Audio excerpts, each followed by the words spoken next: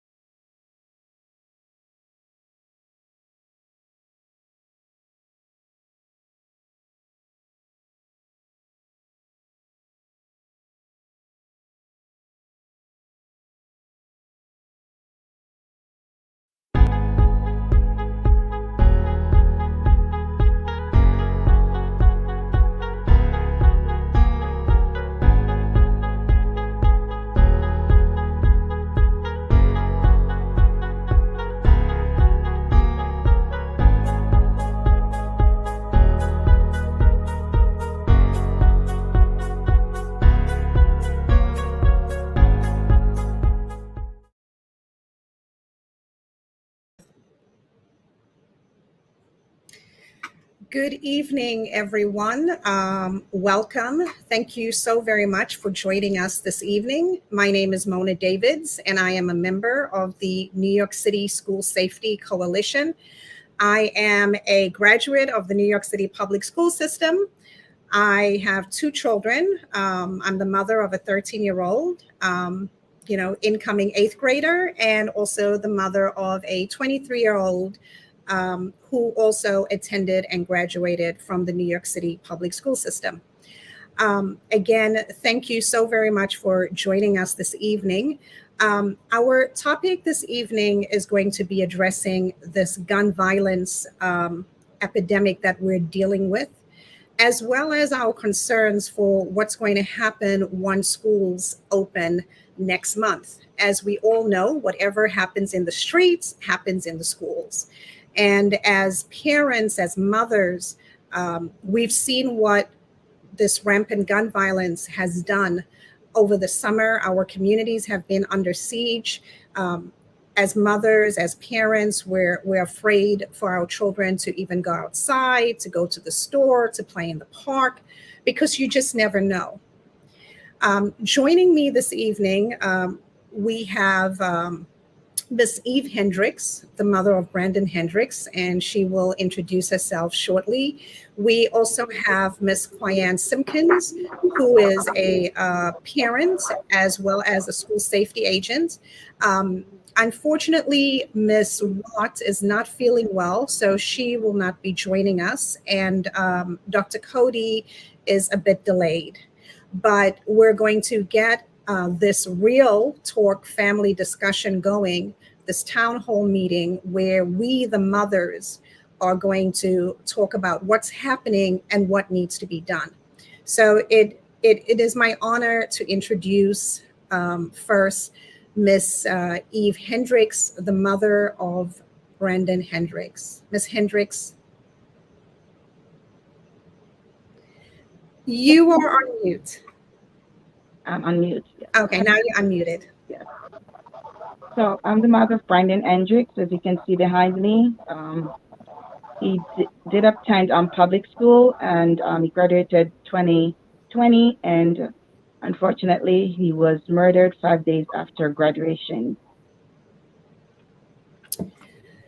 Again, Ms. Hendricks, heartfelt, deepest condolences for your loss.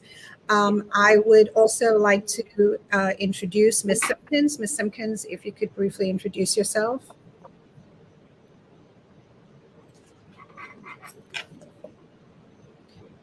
You are on mute.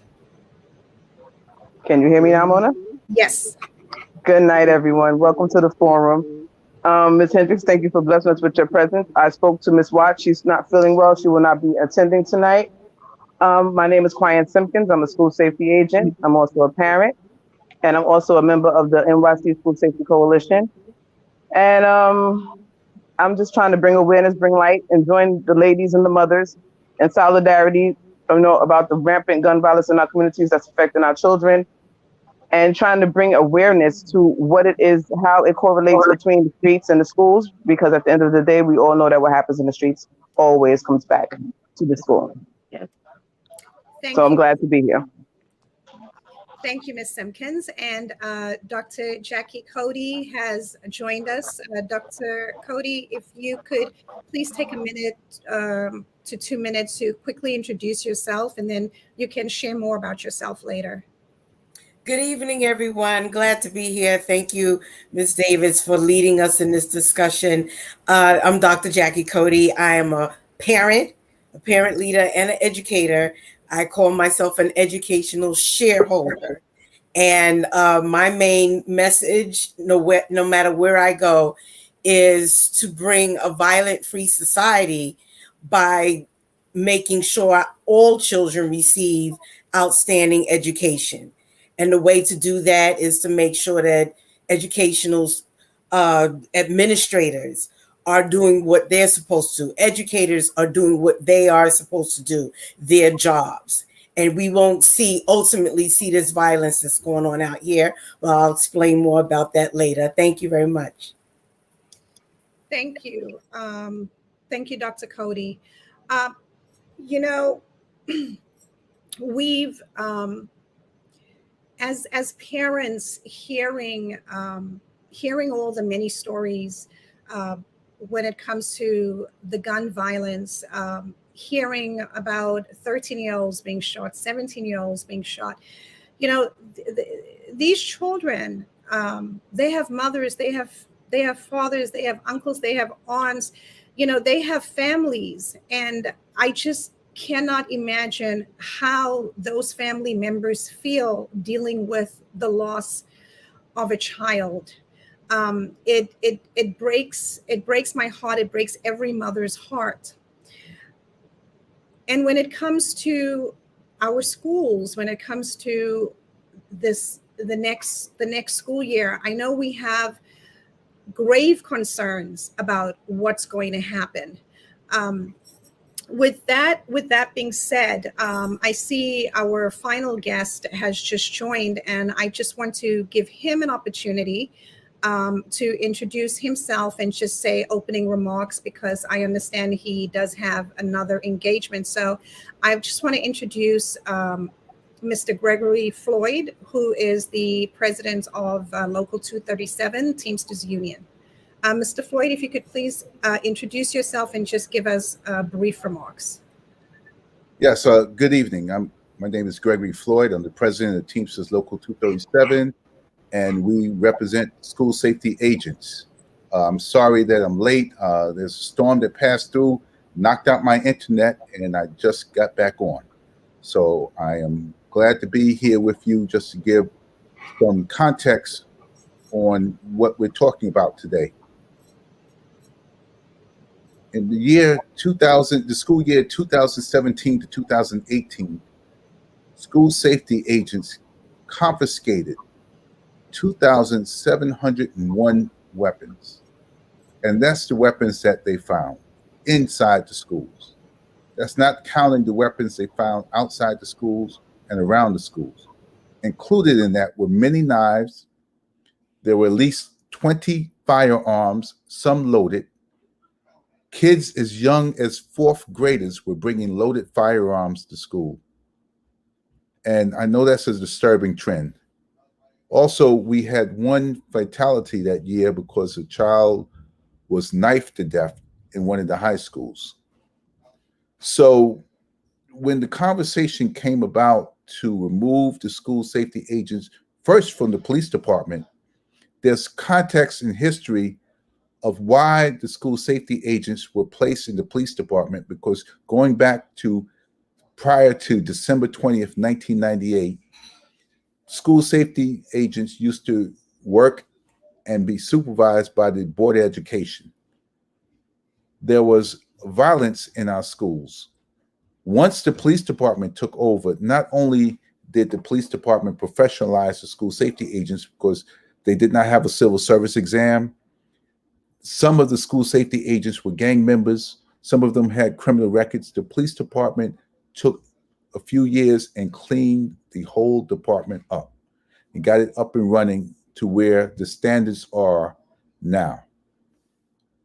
Also, the school safety agents were, I would say, left to the Board of Education, which buried every incident in the schools. Parents did not know what was going on. And that trend can return if the school safety agents were to return to the Department of Education. Also, school safety agents are trained in fire drills, evacuation drills, active shooter drills. They also protect the children from being kidnapped by, sometimes you have order of protections from parents.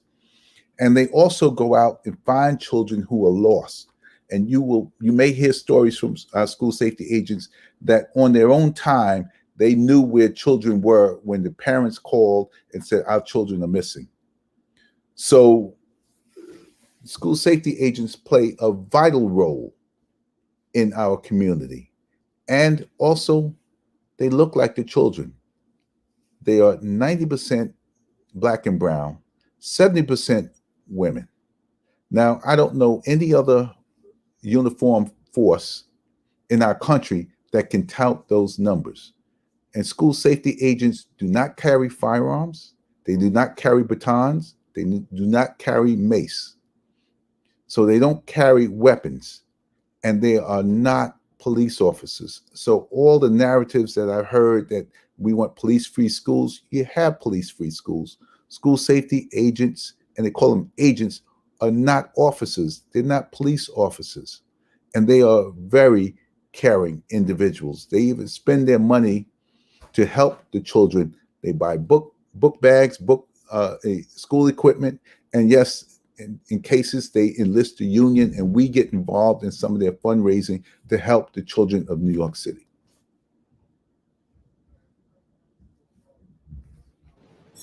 Thank you. Thank you, Mr. Floyd. And you're so right about how our school safety agents do so much to protect our children, to support our children as well in school. And that brings me to a video I'd like to show of Harold and Quyan at our school safety rally that we held a few months ago at City Hall. I'd like our audience and our parents, our mothers, to listen to what school safety agent Wise and school safety agent Quyan Simpkins say. So we're just going to show this very brief, less than a minute video of Harold and Quyan now. Safety. DOE did not do a good job. They were not effective. Let's bring it to present day. Schools now are back to what they should be due to the hard work of the school safety agents who work in conjunction with parents, staff, community, and administration. It takes an army and a village literally to make these schools safe. Can I keep it real with y'all?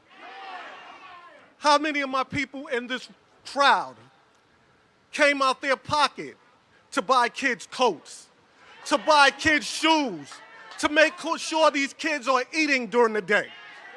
How many parents come in and speak to you like your family because they feel your family, they know your family, and they know you care about their kids? So, Mr. Floyd, what you just described about all that our school safety agents do for our children when they're in school. And I think also another thing that I do want to point out, and perhaps Dr. Cody can also give her thoughts on it, as well as Ms. Simpkins.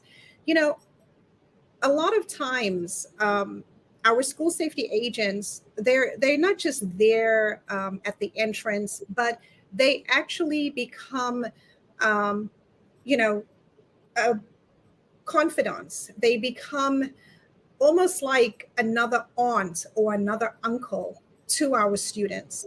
I know many instances in, in my roles in my children's schools, whether from PTA president to SLT to Title I chair. One thing I noticed is that a lot of our parents would also speak to the school safety agents if they have a problem, even if it's a problem that is outside of outside of the school. And it's that relationship. It's the fact that our school safety agents, they come from our communities. It's the fact that our school safety agents are our neighbors, that they too are mothers, they are grandmothers, they are aunts, they are uncles. They are stakeholders, and they too have children that attend these schools. Their children are there in school just with us. So I just want to go to Dr. Cody.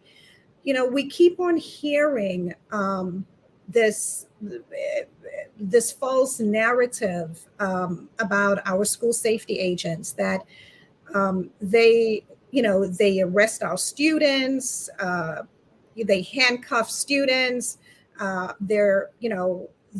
they're always having NYPD come and remove students. Dr. Cody, you're an educator. You've been in the system. Could you for us please clarify, in your experience being there, the role that you've seen school safety agents play, and the role of administrators?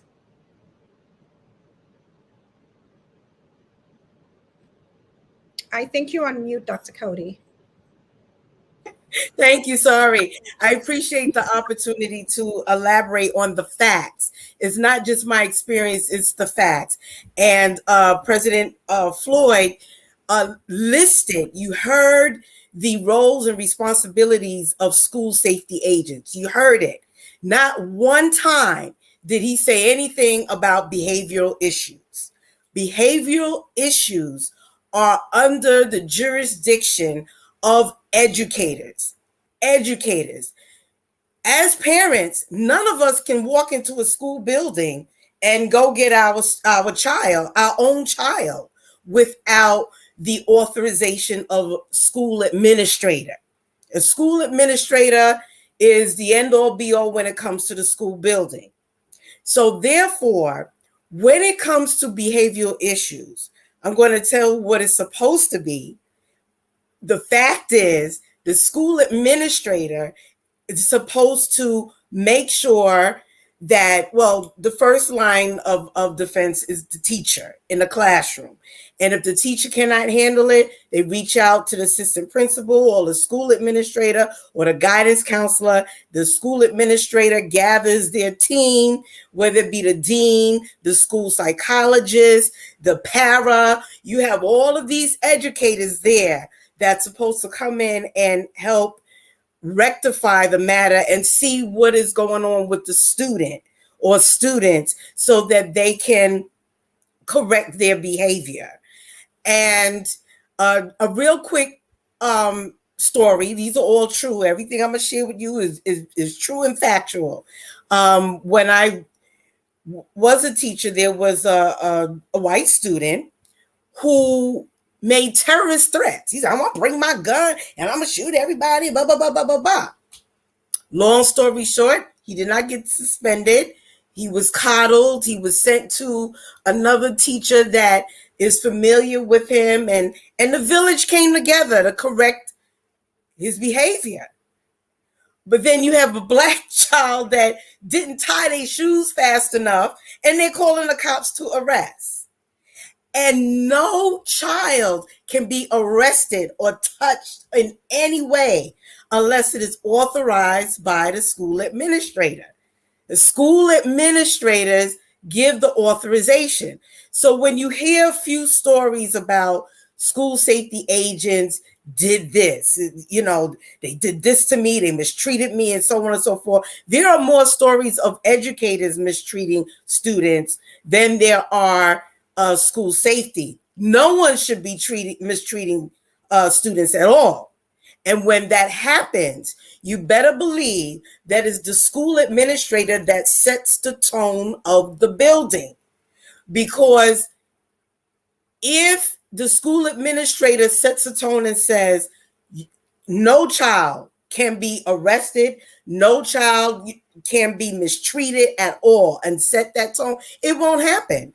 It won't happen. There are times when educators, school safety included, anyone who feel that they can speak to a student in any way is because the school administrator has set that tone and has allowed it. So you have a few bad apples. You can't go just swinging around and destroying the livelihood and jobs of a whole group because you have a few bad apples. So I just want to make sure that everybody understands that when you walk into a school building, the school administrator sets the tone. There can be no arrests. There can be nothing done to a student unless a school administrator authorizes it. And the school administrator must make sure that every child is receiving outstanding educational opportunity and services. That is the educator's job. That is the educational administrator's role and responsibilities to make sure that every student is receiving outstanding education so that they can thrive in society. And that's the bottom line. And school safety agents are needed to protect the learning environment, to make sure there's no one that's going to come in and invade their learning environment. And the list of duties that President Floyd did list for you, none of it includes behavioral issues.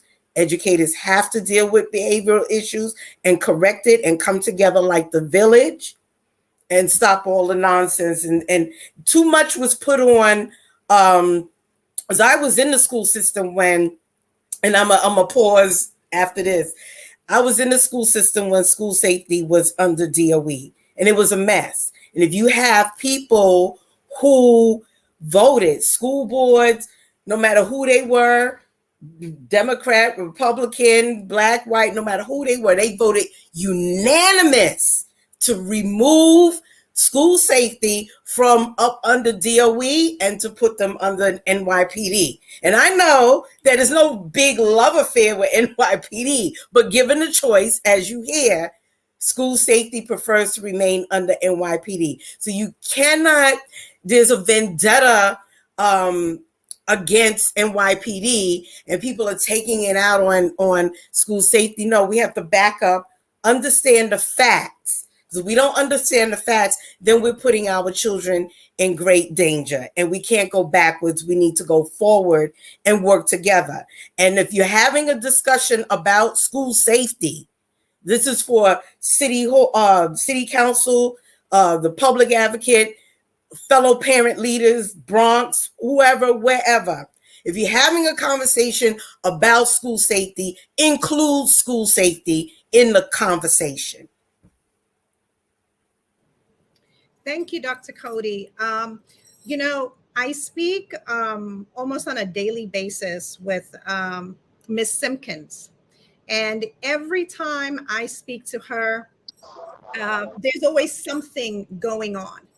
And today was no different. But it's just another real life example when it comes to how what happens in the streets can spill into the schools. What happens in the streets can affect our children when they are at school.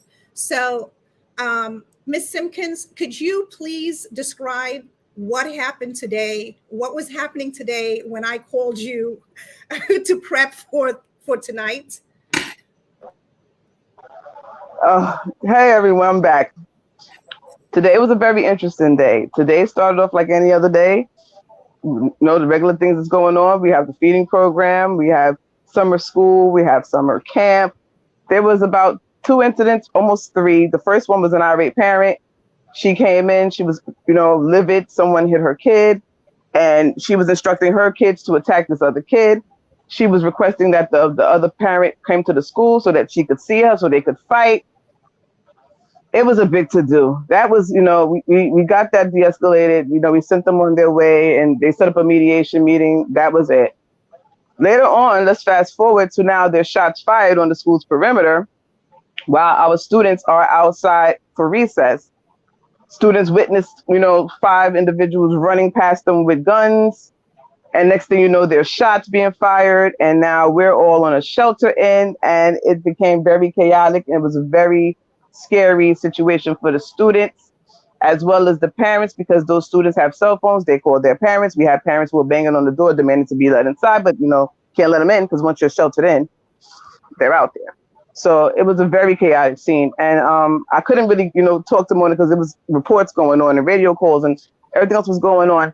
And then, as we were getting ready to go home, concluding our dismissal, there was 2 blocks away, there was a shooting, a police involved shooting where one of my former students shot at the police. And now he's running through the projects, and you have all the police running all throughout the neighborhood. And it was a whole nother situation. It was just, today was a very, very chaotic scene. I had a rough day today. And this is not, I can't say sadly that this doesn't happen often. It happens pretty often, quite often in the community where I work. It also happens quite often in the community where I live, and when I look at the age ranges of these children who are losing their lives in the street, and I look at the age range of the children who are committing these crimes, they're all our high school population. They're the 13 to 21-year-old demographic. So these are our children. Literally, figuratively, they're coming back to us full capacity in September. And, things that are happening now, it alarms me, not only as, a school safety agent, it alarms me as a parent, because I am a major stakeholder. I have children in the school system. I have one 18-year-old who's going into the 12th grade. She'll be a senior. And I have, an incoming 9th grader, which is my son. And he's going into high school. And, he's a very quiet kid. He's not, a rambunctious kid. He's not, a very outspoken kid. He's quiet. So as, a parent of a child who's quiet, he also has an IEP, knowing that he has issues. There was an issue with the scanning, and I'm going to put this out there. I'm in full support of scanning. I agree with scanning.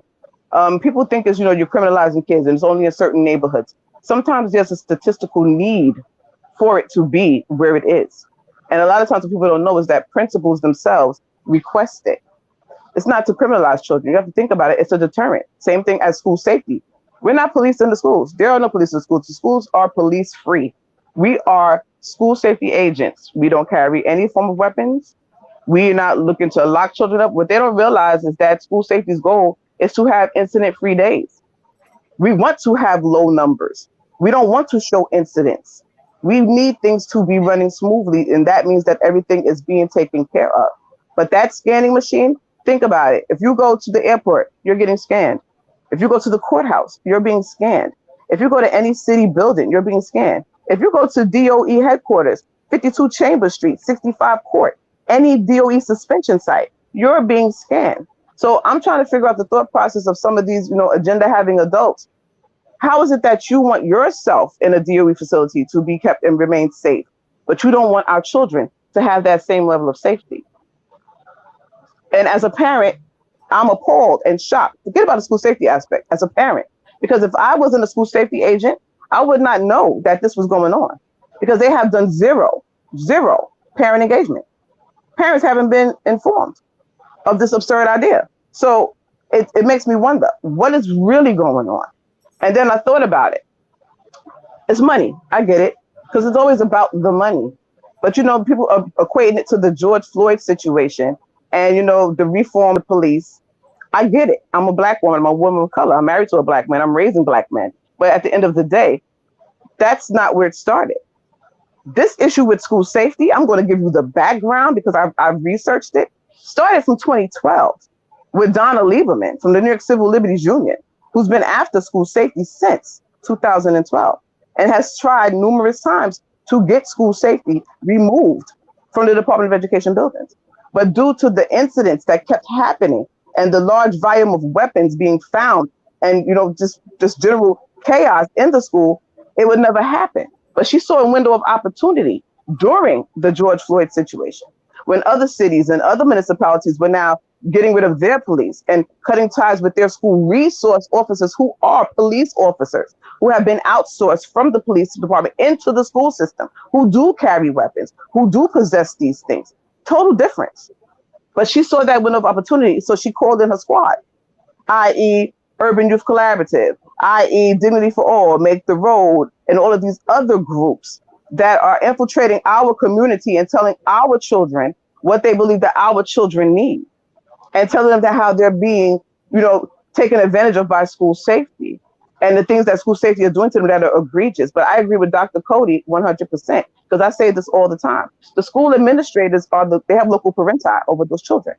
And when she said, you have to sign your own child out, they can't leave the building without you signing them out. So when that child's going out in that ambulance after a child in crisis call, it's because the administration or some they designated made that phone call. If that child is going out of that building in handcuffs, do you know how many channels have to be crossed before that kid can even leave that building? It's not school safety, it's school administration, 100%. And I've seen, poor classroom management skills, teachers that can't control the kids. And then you have teachers who have kids that they don't like. So you know what they do? They antagonize them. I've seen it. I've witnessed it. I'm not saying that, I'm not talking against them. And like I said, the DOE needs a lot of help on a large scale. They need to know how to effectively give emotional support, how to also effectively give mental support. But school safety is something physical. Our aspect is physical, the physical safety of all inhabitants in the building. And I don't care how many counselors you bring in. They cannot provide physical safety because that's what our training allows us to do. And Miss Jackie Cody, I understand full well that, behavioral problems are not a school safety issue and we don't look to get involved. But, you have all these, SBST teams, school-based support, psychologists, guidance counselors, social workers who hide in their offices and they don't come out. And they'll tell you they're on an IEP meeting or they have this going on and they don't come out and they don't respond. So now that child who was in a crisis, who someone could have gotten to and quelled it before it got full blown, they leave it. And at this point now, it becomes a dangerous situation that sometimes school safety has no choice but to step in because that child will become a threat to himself or someone else. Did that answer the question? Yes, it does answer the question. And, I didn't have a chance to really watch the evening news. I don't know if anybody else has, but I just wonder if what happened at Miss Simpkins' school today made the news. Does anybody know if it made the news? Gunshots at a school while the kids are in school with the lockdown? Probably not. No, it's not going to make the news. If I may, Ms. Davis, real quick, thank you very much, Ms. Simpkin, because you gave background and gave some facts on who, why, where, and tied it all in regarding school safety. And I want to put out a resolution, hopefully before this is done, we can talk more on it. But one of the issues I see, as you said, that the SBS team hides in their office, I've witnessed it firsthand when I was in the schools. And that goes to say school safety are just about the only ones in the school that comes from the community. Like President Floyd said earlier, that's the issue. Like with police officers, but we ain't talking about NYPD right now. In the school building, we need to make sure and see how we can have our students come back as educators within the community, from the community. I would dare to say over 70%, if not more, of the educators, teachers, and administrators that work in New York City DOE live in Long Island. They're coming in from Long Island.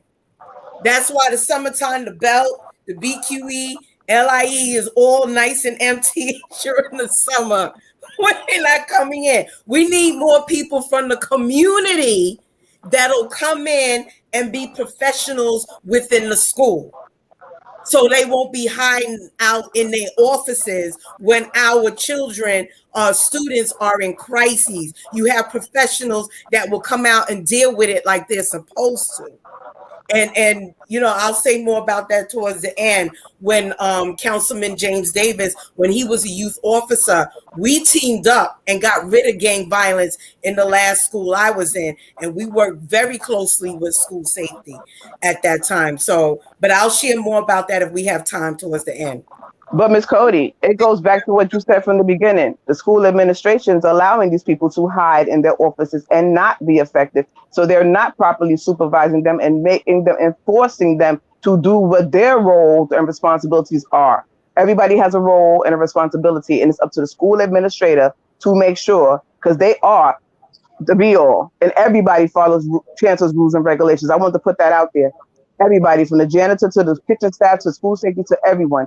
No, we're not following NYPD patrols and protocols. Not at all. We do that when it's extreme circumstance, but everybody in that building is following DOE rules and regulations, and everybody, including school safety, is at the discretion of the school leader.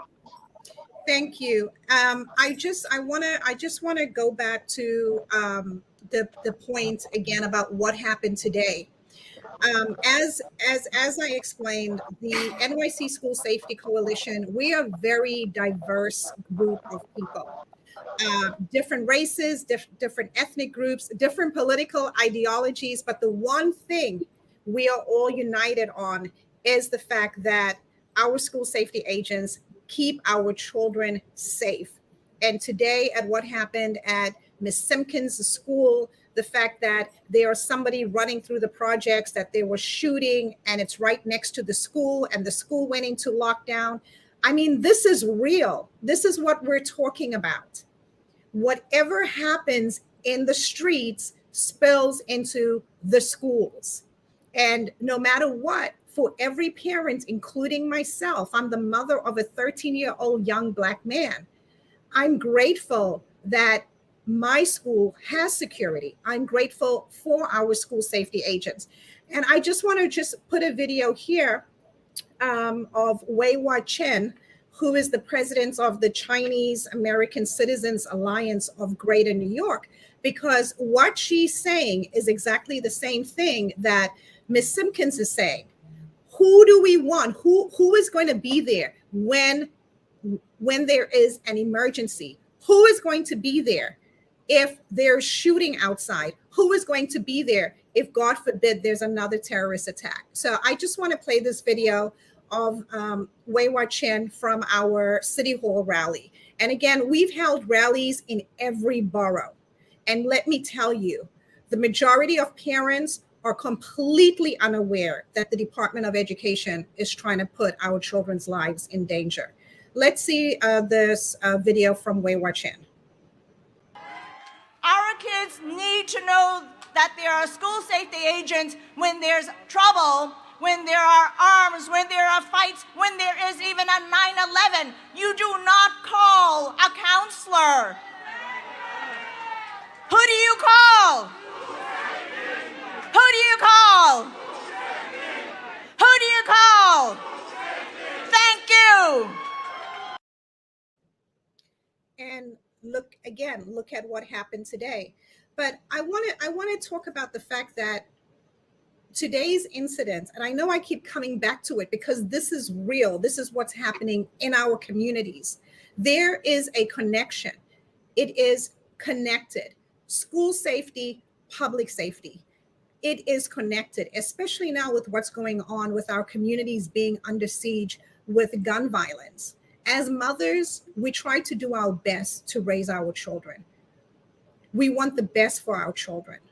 But when it's not even safe sometimes to go outside with our children, or for our children to go to the corner store, to go to the park, to hang out with their friends, we're under siege. And with what happened today in Brooklyn, with what's been happening just about every other day and every weekend, with young people, with teenagers being shot, this is something that really needs to be addressed, because as mothers, we can do everything we need to do to keep our children on the right path, to make sure they go to school, to make sure they're serious about their studies, to do what we need to do for them to have a future. But we can protect them from the outside world. And I want to bring in Miss Hendricks, because Miss Hendricks did everything that she needed to do for Brandon. Brandon had a bright future ahead of him. Brandon did everything the right way. But gun violence, being caught in the crossfire, took away this young man's life that was full of potential. And I want to remind everyone, don't think it cannot happen to you. When I attended a gun violence rally a couple of weeks ago, and I thought about taking my 13-year-old son. It was a rally for the Barr family, who had one son shot and killed and another son in critical condition. And I thought about bringing my 13-year-old to this gun violence rally that we held at Bronx Borough Hall. But you know what? I didn't, because as a mother, I did not feel that my child would be safe. So I want to speak with Ms. Hendricks. Ms. Hendricks, you have been very active when it comes to gun violence in our communities and with our young people. Yes. Please, if you are up to it, please share your story of what happened and the work that you are doing to try to stop the gun violence. Well, first of all, let me remind everyone that in another 5 weeks, our kids will be returning to school. And kids that are 13 to 18 that are using guns, they will be returning to schools. They will be returning to schools. So we do need our school safety officers. We do not need a psychologist, a therapist, because what will they do? Hide in their office when something happens. How many students have been saved from being raped, molested, beaten by school safety officers, not by teachers, because they hide? But let's go back to June 2020. June 28, 2020 was a Sunday. And my son and I, we lived together. We had church that Sunday morning. We did everything. He went to a barbecue on Davison. And after midnight, I got a call. First of all, he said, "Mommy, I'll see you later," before he left home. It's my friend's 16th birthday. And the last thing my son told me before he walked out was he loved me, which he did every day. And I got a call after midnight that my son was shot. And of course, I did not believe it, because my son did not live that life. So there's no need for me to think that my son would have been shot. My son go to school. He studied hard. He played basketball. He volunteers in shelters. He tutor kids. He recruit kids. He did everything right. So why should I think that my son was shot?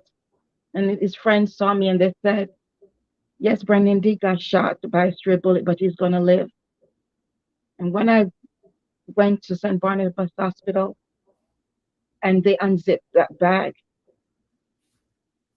and I saw my son, my 17-year-old, he would have been 18, July 7th. And I saw my son with a tube in his mouth. His body was still warm. His eyes was open. I could not believe it. I'm like, God, how could this happen? So yes, it can happen to anyone. It can happen to anyone, anywhere. It doesn't matter where we are. So do we need more school safety officers? Yes. Do we need more police officers on the street? Yes. And from that day that I saw my son with shots in his neck, my son was killed by a punctured lungs on his right, on the right side of him. I decided that I have to make sure other kids live. I have to make sure that my son's story goes out there, because kids deserve to live to their full potential. Kids deserve to be protected in schools, on the street, in the park. Kids deserve to play. Kids need to be under control.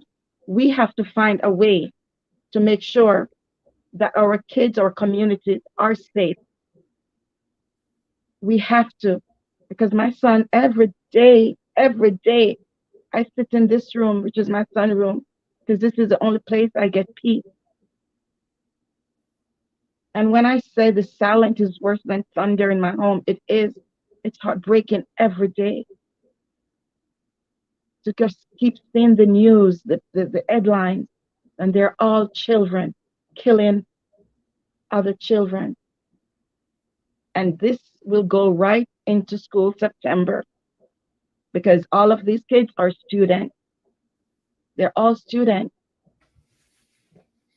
And who will protect the innocent kids?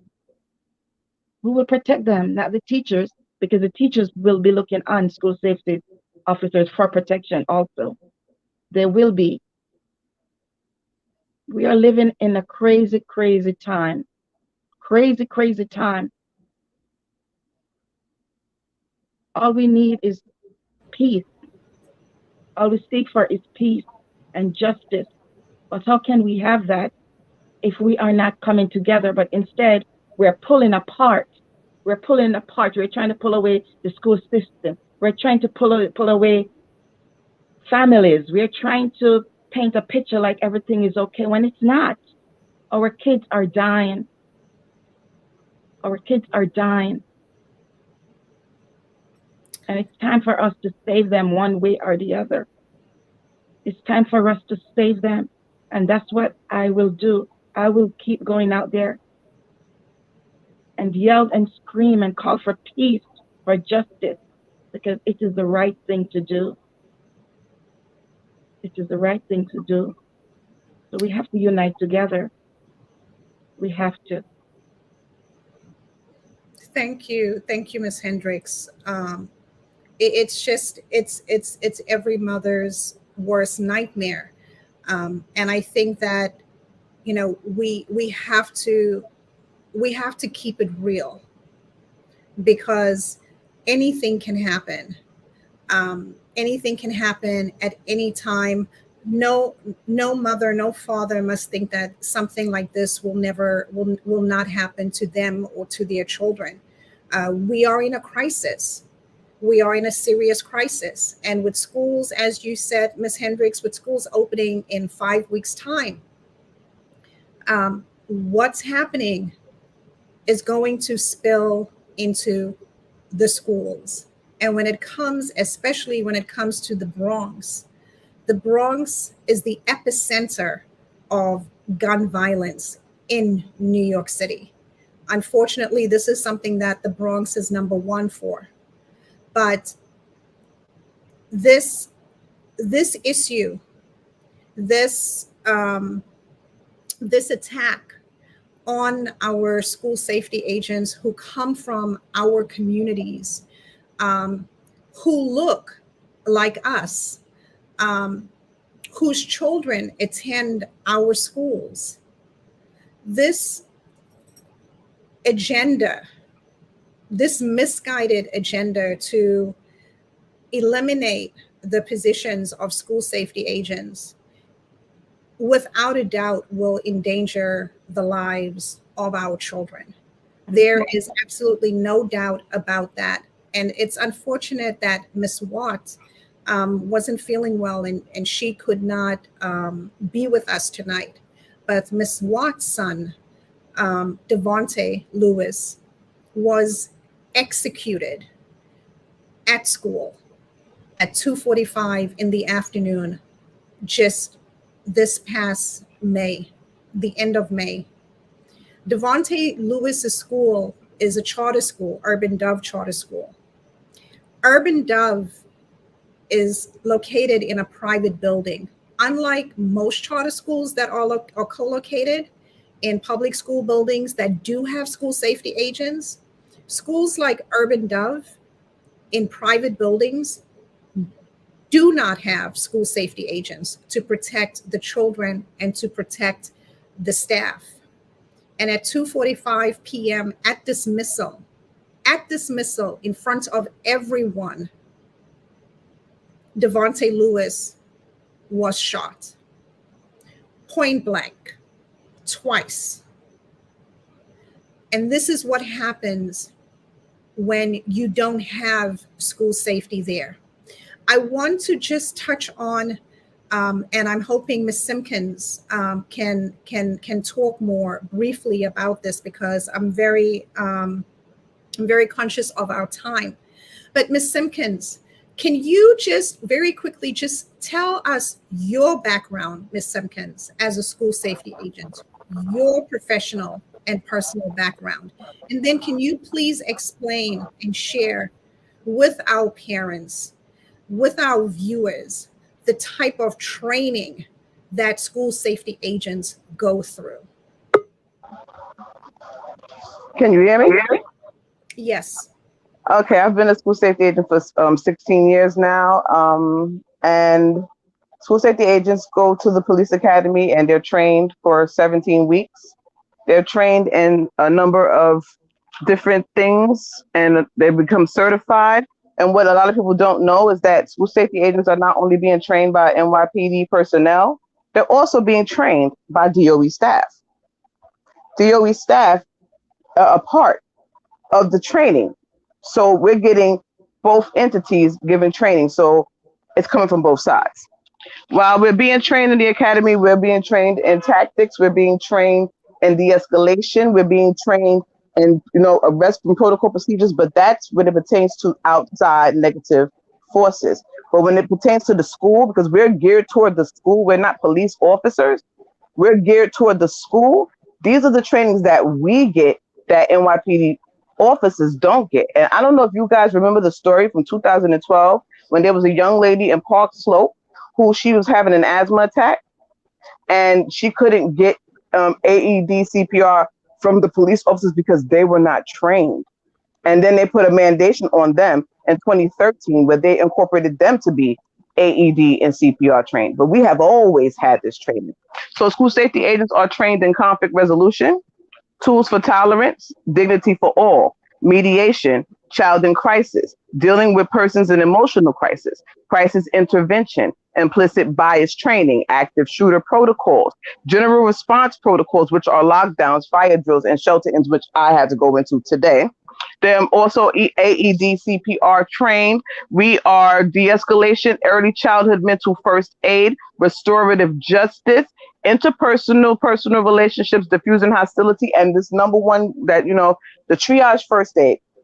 Let me talk on that real quick because I've been in, close contact with Miss Watt. Miss Watt's not able to be on because she's sick. And, her son was shot in front of his charter school, broad daylight, in front of students, staff, passersby on the street.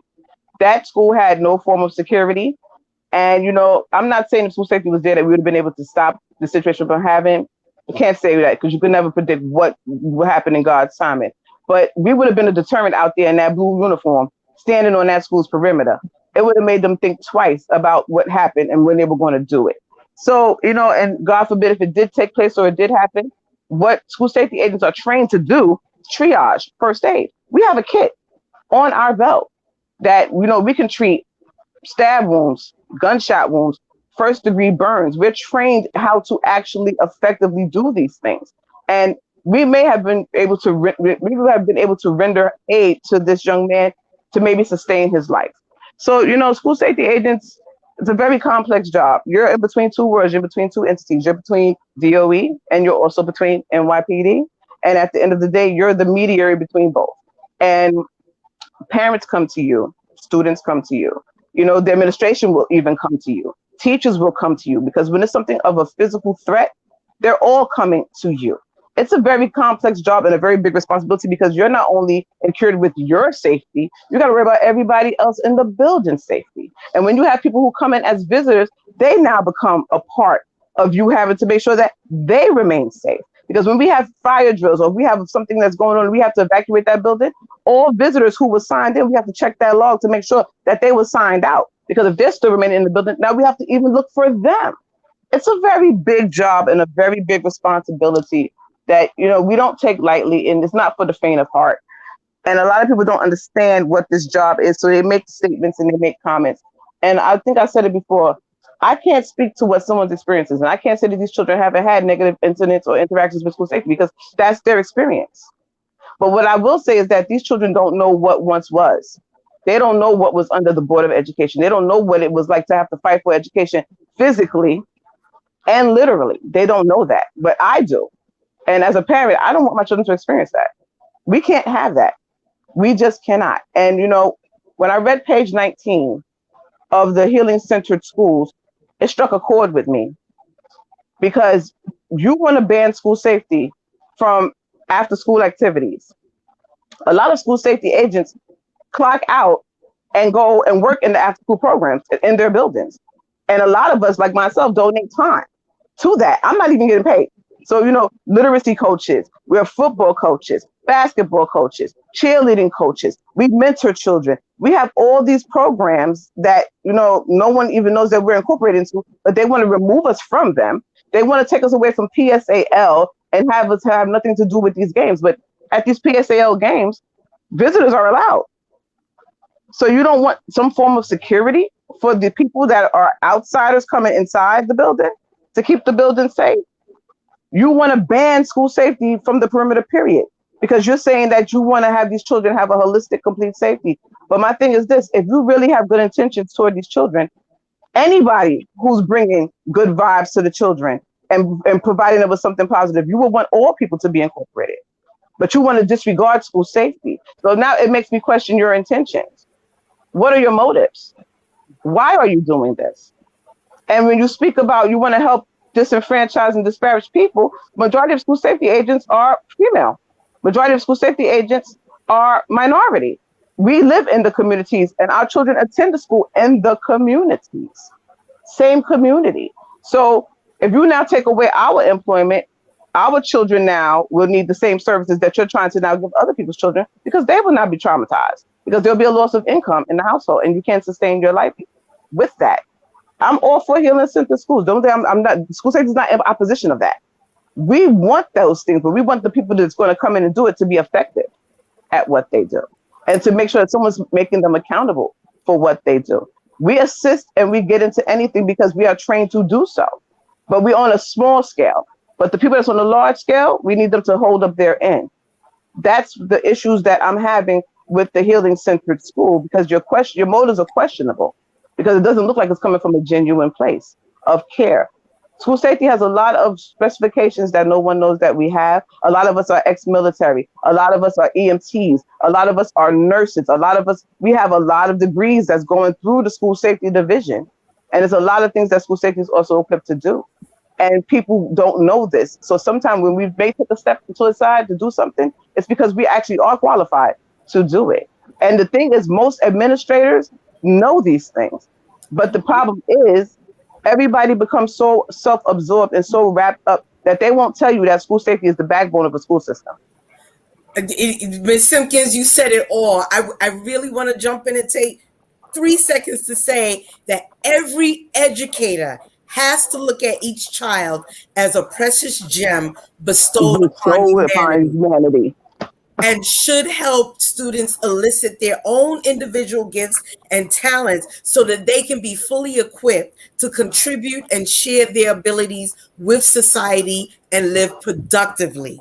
School safety is needed to keep the school building safe and protected from intruders who may attempt to disrupt a safe learning environment. I need people to help me make sure educators do their jobs. We have to make sure. I put some bills in the chat space, hoping that Ms. Davis, you can share it out for people to support, so that we can definitely hold DOE accountable for making sure that they do their jobs, and that we look at more students becoming educators, giving back, coming back.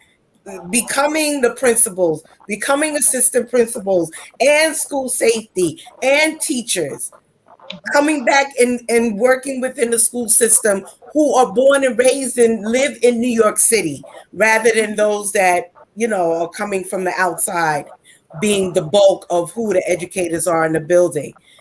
I feel that is the root of the issue right there, where we need educators that will look at our children, our students, just like how when a school has majority white students, it's a whole different atmosphere. Is because they look at them as human beings.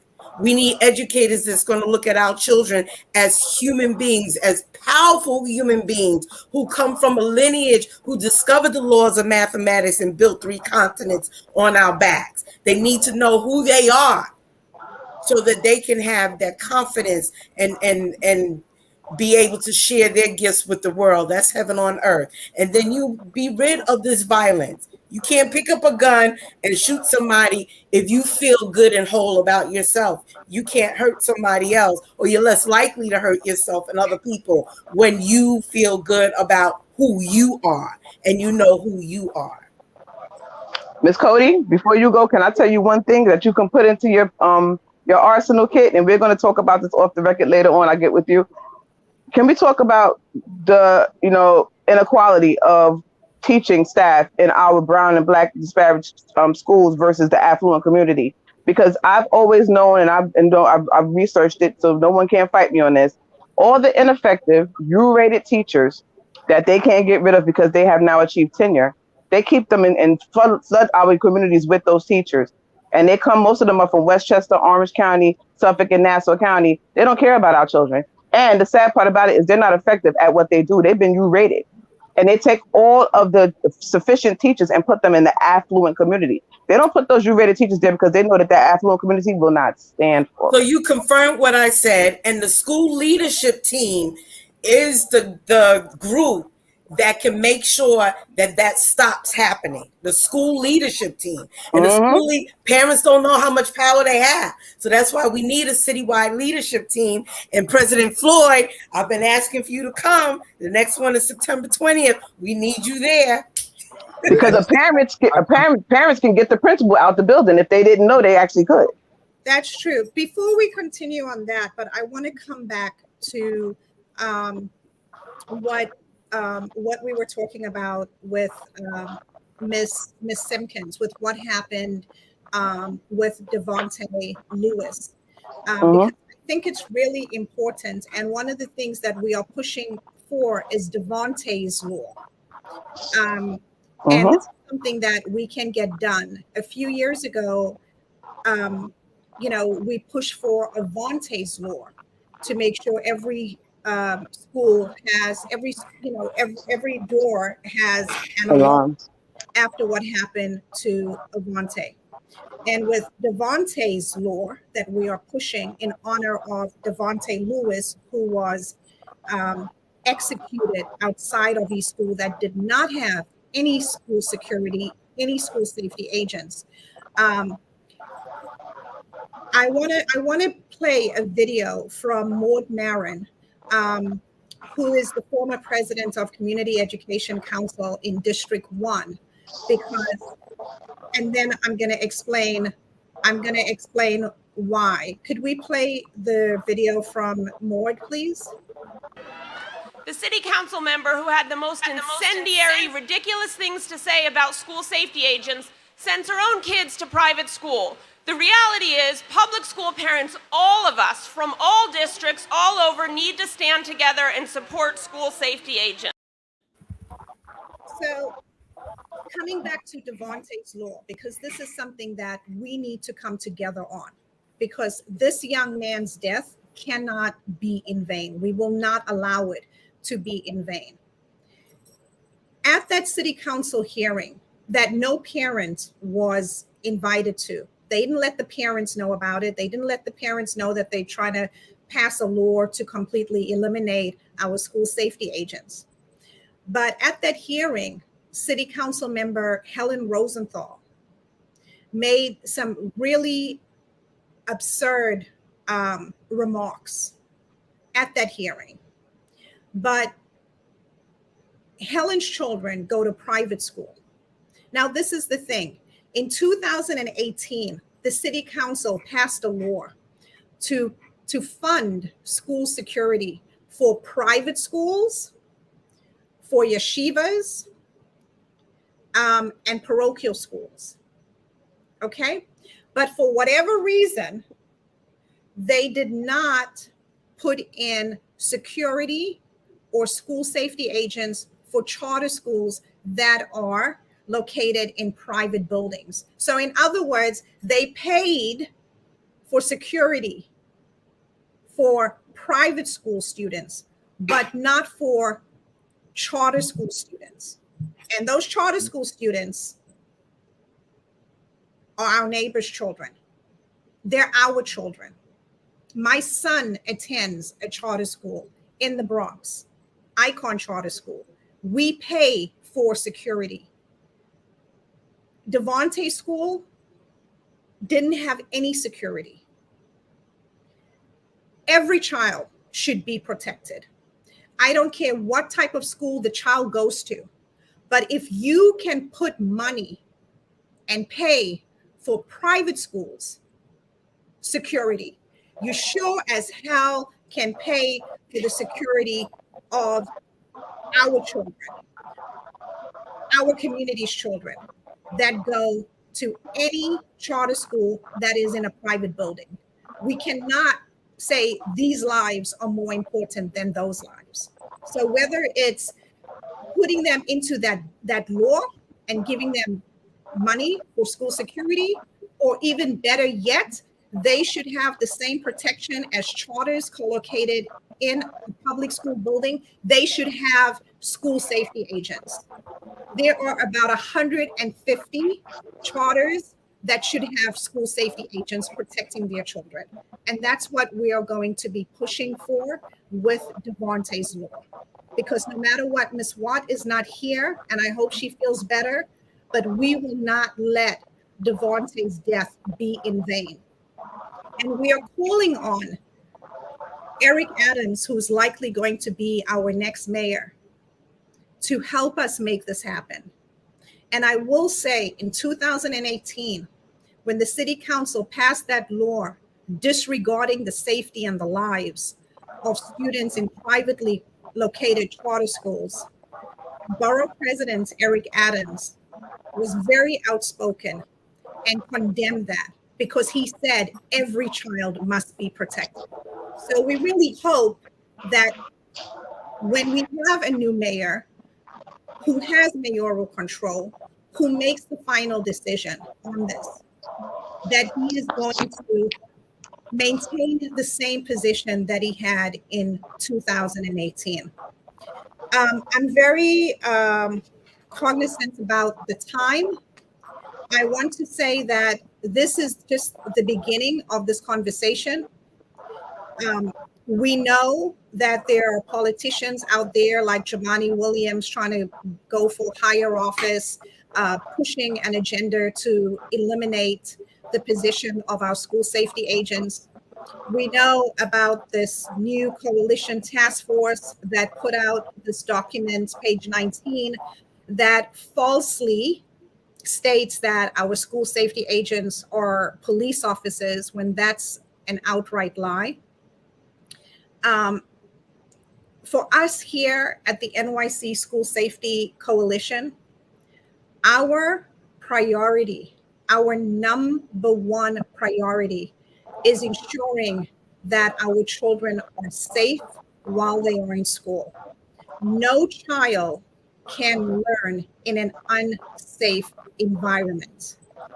And whether you're from Staten Island, from Lower Manhattan, from Harlem, from Washington Heights, Brownsville, East New York, Flatbush, Bed-Stuy, Southeast Queens, Jamaica Queens, Rego Park, Forest Hills, whether you're from Co-op City, the South Bronx, Wakefield, Concourse Village, all of us, no matter our background, we are all united when it comes to ensuring that our children are kept safe And we know that our children are kept safe every day they're in school by our school safety agents, who are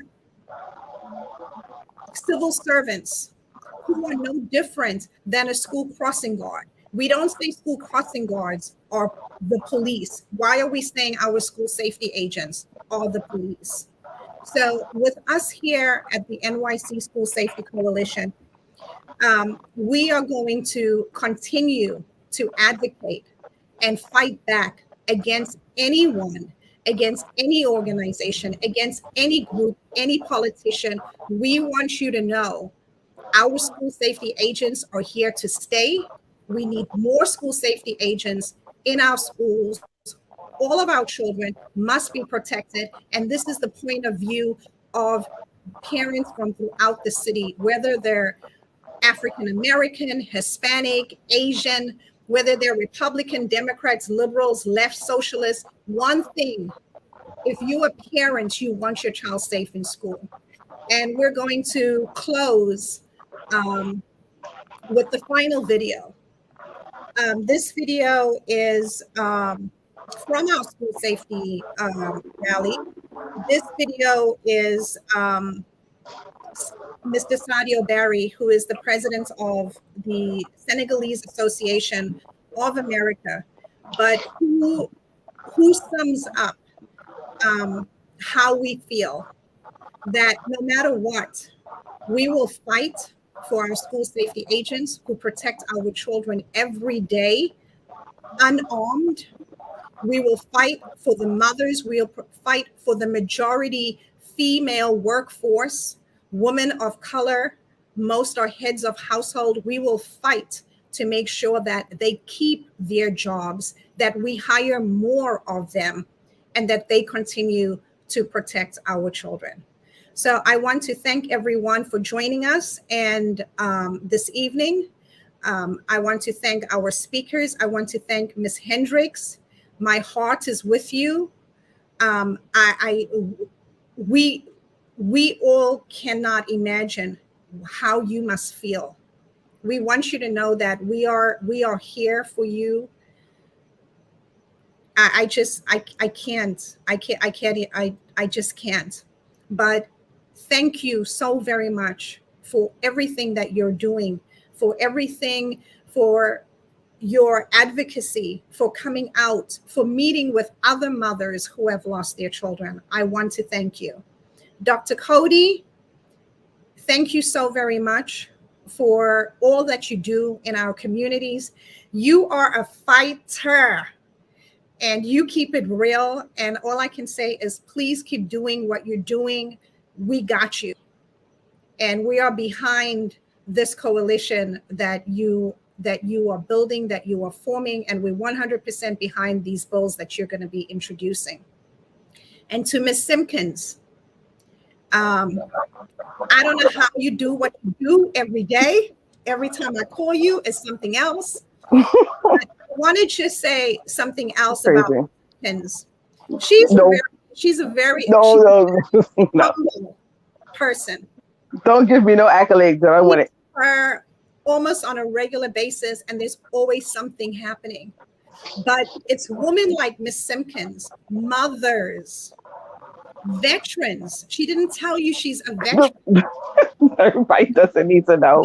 This is who's protecting our children. This is who protected those kids today while those shots were ringing. This is who protected those children. A mother. I used to be a nurse. Who used to be a nurse. Who is a veteran. Oh, that's funny. Who and the degrees, which one? Bachelor's in? She's humble. Bachelor's in? Master? Criminal justice. And master's in? Political science. Okay. So I want people to know it's women like Miss Simpkins who are out there protecting our children every single day unarmed. And this is why we will fight to make sure that our school safety agents remain where they are. So thank you, everyone. Thank you to President Floyd for joining us as well this evening. Thank you for all the work that you are doing, that your union is doing. And we will now end with the final video. And again, this is Sadio Barry from the Senegalese Association, pretty much summing up how we all feel. Thank you, everyone, for joining us tonight. Please watch our closing video. Be safe and be well. Our next speaker is Sadio Barry from the Senegalese Association of America.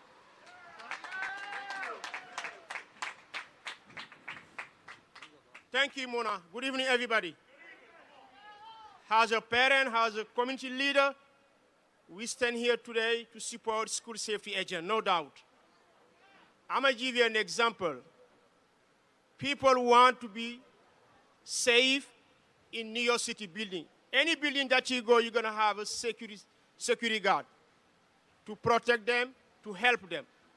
And they don't want we have school safety agents in the school to protect our children. If that makes sense? I think we need to support them. We need those school safety agents to protect our children. Our kids is our generation, is our future generation. There is no parents gonna be safe, gonna have peace of mind if you know your children is not safe.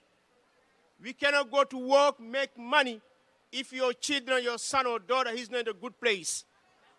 I don't understand why in this pandemic, in this hard situation, they want to put these people out of job. It's not fair. We need to keep them. We need those people in our community. They're working hard for our children. And these children will be our president, will be our leader, will be our authority in the future. That's why we need to protect them. There is no way we're going to let them go because of the politician. It's not going to happen. So please, let's stand, let's be together and support the school safety agent. The school safety agent is our future, is our everything. They work hard, they are black, they're Hispanic, they're everybody. They deserve respect. There is no way they're going to lose their job in this pandemic. People cry and complain, there's no money, there's no job. Now they want to jeopardize our children. It's not going to happen. Let's support school safety agent. Thank you so much. Thank you.